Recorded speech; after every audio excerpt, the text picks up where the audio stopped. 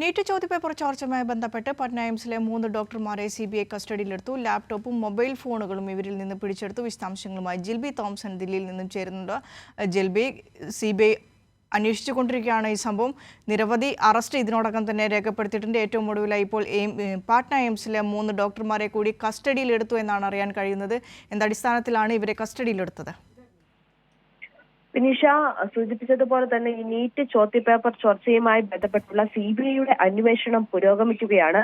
അതായത് നേരത്തെ തന്നെ ഈ സിബിഐ സുപ്രീം കോടതി അറിയിച്ചിരിക്കുന്നത്, അതായത് ഇത്തരത്തിൽ ഈ ചോദ്യപേപ്പർ ചോർന്നത് ഒരു സ്വാഭാവികമായിട്ടുള്ള കാര്യമാണെന്നും അല്ലെങ്കിൽ അത്തരത്തിൽ ടെലിഗ്രാമിലൂടെ ചോദ്യപേപ്പർ ചോർന്നിട്ടില്ല എന്നുള്ള കാര്യങ്ങളൊക്കെയായിരുന്നു സിബിഐ സുപ്രീം കോടതിയെ അറിയിച്ചിരിക്കുന്നത്. എന്തായാലും അതിനിടെ ഇപ്പോൾ അന്വേഷണം പുരോഗമിക്കുന്നുണ്ട്. അതിലാണിപ്പോൾ ഒരു 3 ഡോക്ടർമാരെ കൂടി ഈ ചോദ്യപേപ്പർ ചോർച്ച വിഷയവുമായി ബന്ധപ്പെട്ട് അവർക്ക് നേരിട്ട് ബന്ധമുണ്ടെന്ന് കണ്ടെത്തിയതിനെ തുടർന്ന് ഇപ്പോൾ കസ്റ്റഡിയിലെടുത്തിരിക്കുന്നത്. പാട്ന എയിംസിലെ 3 ഡോക്ടർമാരെയാണ് കസ്റ്റഡിയിലെടുത്തിരിക്കുന്നത്.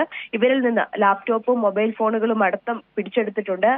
കൂടുതൽ പരിശോധനകൾക്കായിട്ട് അതിപ്പോൾ കൊണ്ടുപോയിട്ടുമുണ്ട്. അതുപോലെ തന്നെ ഇവരെ ചോദ്യം ചെയ്യുന്നത് തുടരുകയാണ്. കാരണം നിലവിൽ ഇപ്പോൾ ഇവർക്ക് ഈ ചോദ്യപേപ്പർ ചോർച്ചയുമായിട്ട് ബന്ധമുണ്ട് എന്നുള്ള കണ്ടെത്തലിൽ തന്നെയാണ് ഈ കസ്റ്റഡിയിൽ എടുത്തിരിക്കുന്നത്. പക്ഷേ ഇതിൽ കൂടുതൽ വിവരങ്ങൾ അറിയേണ്ടതുണ്ട്. അതുപോലെ തന്നെ മറ്റ് ആരെങ്കിലും ഇതുമായിട്ട് ബന്ധപ്പെട്ടിട്ടുണ്ട് എന്നുള്ളത് അറിയേണ്ടതുണ്ട്. ഇതിന്റെ ഈ ബുദ്ധികേന്ദ്രമായ ഈ ചോദ്യപേപ്പർ ചോർച്ചയുടെ ബുദ്ധികേന്ദ്രമായ സഞ്ജീവ് മുഖ്യായിട്ടുള്ള തെരച്ചിൽ ഇപ്പോഴും തുടരുകയാണ് എന്ന് തന്നെയാണ് നമുക്ക് അറിയാൻ സാധിക്കുന്നത്. അതിനാൽ കൂടുതൽ തെളിവുകൾ ലഭിക്കാനും കൂടുതൽ പേര് ഇതിൽ ഉൾപ്പെട്ടിട്ടുണ്ടോ എന്നറിയാനുള്ള ഒരു ശ്രമമാണ് ഇപ്പോൾ സിബിഐ നടത്തുന്നത്. എന്തായാലും ഈ കസ്റ്റഡിയിലെടുത്ത 3 ഡോക്ടർമാരെയും ഇപ്പോൾ സിബിഐ ചോദ്യം ചെയ്ത് വരികയാണ്.